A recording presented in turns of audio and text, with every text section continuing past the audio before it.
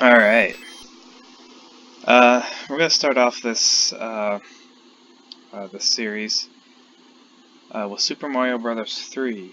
And basically what I want to do is go through the Bible and just kind of read through it, starting from the book of Genesis, and we'll read all the way through to the book of Genesis, kind of in little small increments, little bite-sized pieces, if you will, of the Bible.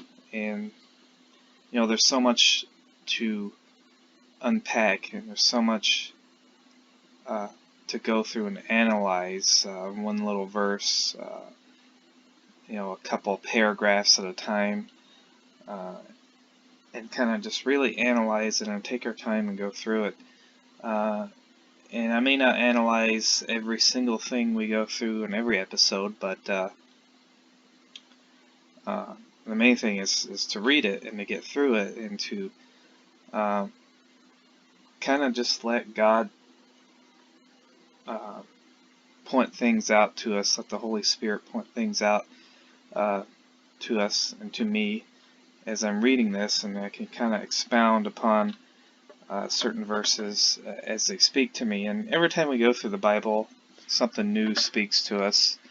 I know every time I read through it, God brings something new to my attention, and I see something different. I see something in a different light, in a new way, or it speaks to me differently, depending on, you know, the different period that I'm at in my life. So I figured this would be a good starting point, because Super Mario Bros. 3 was one of the first games that I remember playing when I was younger, and one that I most certainly thoroughly enjoyed, and still very much enjoy playing to this day. I can always go back to Super Mario Bros. 3. So a little bit of history. We'll go through a little bit of history on each game that we play. And we're going to start off with the old NES games, because those are the ones, like I said, they're simple graphics, but I really enjoy them. Just have a lot of nostalgic value to me. This is Super Mario Bros. 3, of course. It was released in North America on February 12th, 1990. Players control Mario or Luigi, and you must say Princess Toadstool, and the rulers of 7 different kingdoms from the antagonist Bowser. In previous Mario games, they defeat enemies by stomping them or using items that bestow magical powers, and they also have new abilities, including flight or sliding down slopes. Super Mario 3, of course, here introduced many new elements that became Mario series staples, such as Bowser's Children, Koopalings, a world map that transitions between levels. And of course, there's a lot of different things you can do between looking at Super Mario Bros. 1 and Super Mario Bros. 3. Super Mario Bros. 2, of course, introduced a lot of staples too. So let's get right on into it, and I think I'm going to call this series Bible and Games. You can let me know in the comments if you think that's a good name, or if you know, maybe there's a better name we can call this. I'm going to stick with Bible and Games. Seems appropriate. Genesis, let's open our Bibles to Genesis chapter 1, verse 1. In the beginning God created the heavens and the earth. The earth was without form and void, and darkness was on the face of the deep. And the Spirit of God was hovering over the face of the waters. So, let's see. It's verse, all the way up to verse 2. Let's play a little bit through the level here. Very, very, very familiar with this first level. Oh man, I'm supposed to get a good running jump there, so I could fly up over to the pipe over here.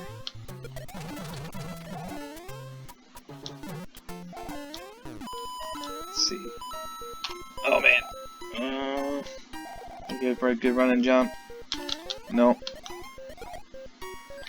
There we go. Oh man, can I make it? Yeah, I made it. Alright. Well, we better pause or we're actually going to run out of time while we're reading verses. So verse 3, Then God said, Let there be light, and there was light. And God saw the light that it was good, and God divided the light from the darkness. God called the light day, and the darkness he called night. So the evening and the morning were the first day. So it's important to note here that there was evening and morning. So a full cycle of a day, as we know it. The Earth's revolving in one day here. So the evening and the morning were the first day. And that's one day. And then God said, Let there be a firmament in the midst of the waters, and let it divide the waters from the waters. Thus God made the firmament, and divided the waters which were under the firmament from the waters which were above the firmament. And it was so. And God called the firmament heaven. So the evening and the morning were the second day. So there we go. That was the second day, so another full day, day 2. Alright, I got the star. If you get a good run and jump at the end, you can always get a star there.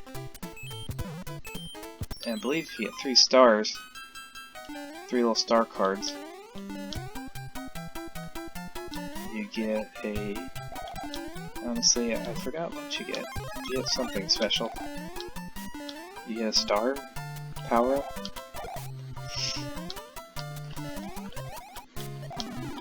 Aw, man.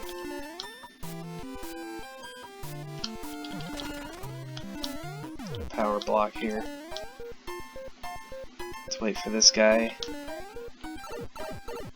Drop down in here. And there's some coins! Yay! And Mario's little head squishing out of the pipe. Look at him go. Oh man. Yeah, I know there's a one-up up here. Oh man, I'm doing terrible. I normally don't get beat up like this in the first couple of levels.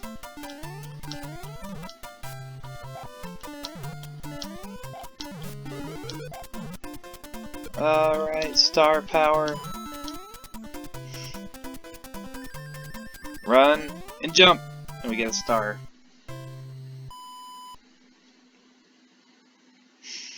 You know, I think we're just going to kind of do the reading in between levels. These levels are fairly easy.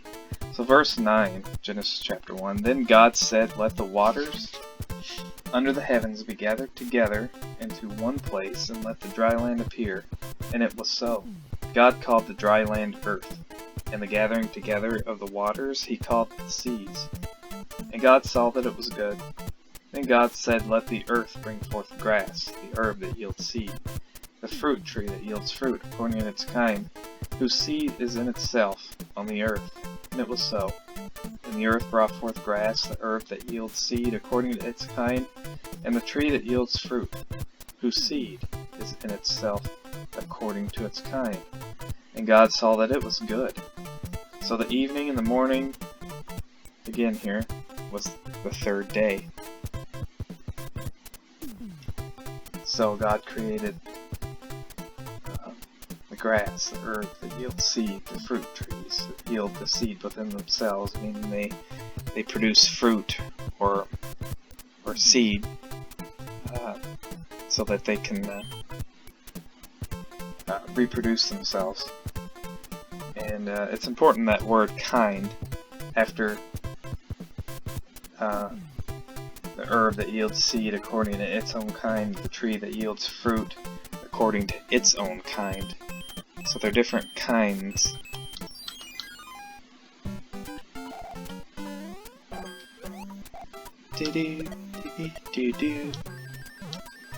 And over all the secrets are in here too.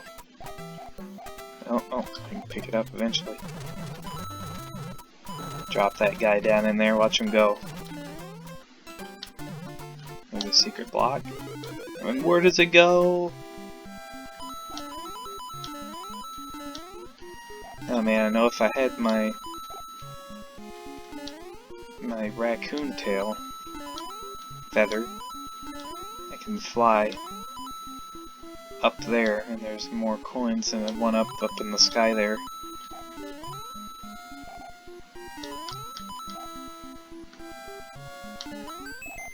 Oh, I got a one up.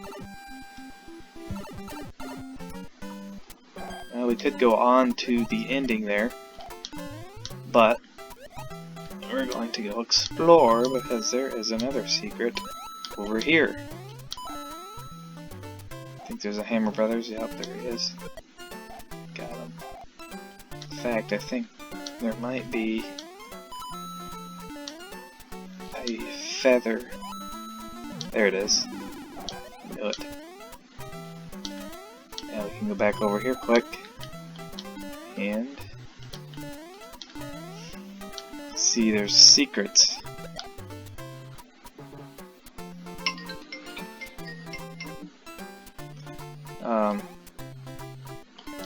This one, if you kneel down there or duck down and run behind the scene,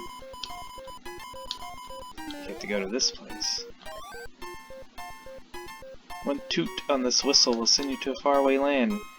And this toot on this whistle brings you to a warp zone where you can possibly, and that's kind of random, I think. I'm not sure if you can really control it, but you can go to a warp zone where you can choose, you can basically skip worlds. Alright, let's see, verse 14. Then God said, "Let there be lights in the firmament of the heavens to divide the day from the night, and let them be for signs and seasons, and for days and years. Let them be for lights in the firmament of the heavens to give light on the earth." And it was so. Then God made two great lights, the greater light to rule the day, and the lesser light to rule the night. He made the stars also. I kind of just threw that in there in one sentence. He made the stars also. So, you know, all those little stars that we see that are like millions of light years away up in the sky, that we see as tiny little lights, those are stars, far away galaxies. Amazing. So yeah, God made the stars also. God set them in the firmament of the heavens to give light on the earth, verse 18, and to rule over the day and over the night, and to divide the light from the darkness, and God saw that it was good. So the evening and the morning were the fourth day.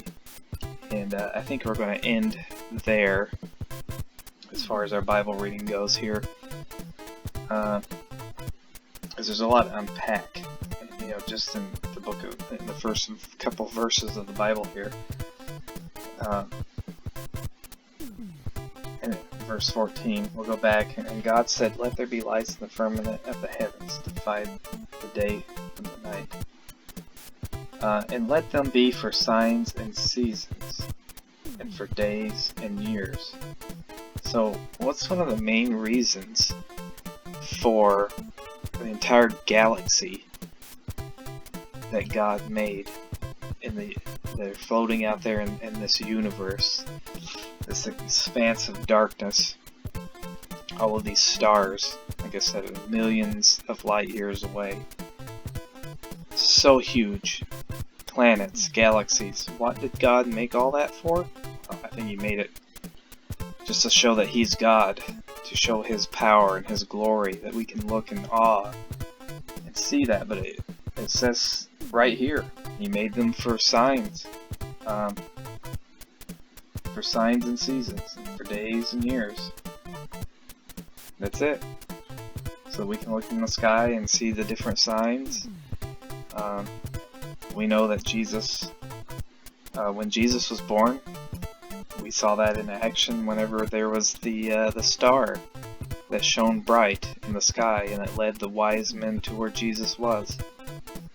Amazing, just amazing. And everything here is factual. One day, as we know it. 24. We divide our days into 24 hours.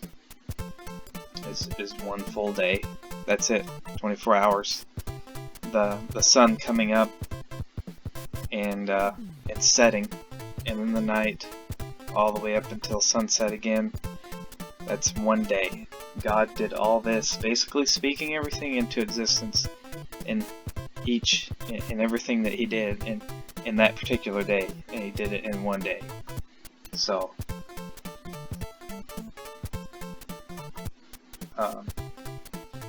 we'll talk a little bit more about the days and all that in our next episode here.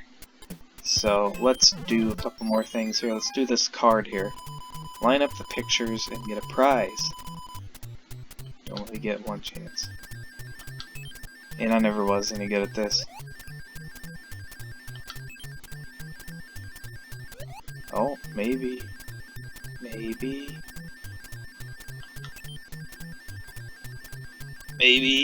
No! Terrible. I think it makes you. I think it's against you. Oh, man, because I hit the button right on it,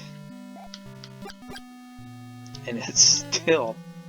It seems like it lets you get to the very end. You can get the other two pieces, and then it gets to the end, and then it makes you. It's just random. It's whatever. Not the one you wanted though. Let's see. There's another secret in this castle. Let's see. You fly all the way up here. Secret room. There it is. And it's another whistle, which you can toot. Toot, toot. And basically, you can do that and avoid the little mini boss there. Alright, I think we're going to end it here. I hope you enjoy this new series of Bible and games where we can just kind of chill out, play some Mario, and we'll pick different games. We'll choose some different games. This is one, like I said, to start off with, one that I know how to play and I know I can beat it fairly easily. I would consider myself an expert when it comes to playing video games, or so I'd like to think. So, I mean, some of these old NES games can be very frustrating, very annoying, very cryptic, very unfair, to say the least. So if we play any of those more difficult ones, which I would like to play some that I haven't played, I may have to cheat a little bit, or at least be able to look it up online. So I don't want you to see me playing through a game and struggling on camera. If there's any of that, it'll be off camera, or like I said, I can pull up the internet and look on the internet and probably find out what I'm supposed to do when I get stuck in one of these. So like I said, some of these games you probably need a Nintendo Power subscription to be able to beat back in the day. So, hope you enjoyed. Hope you have a blessed night, and we'll see you next time. God bless.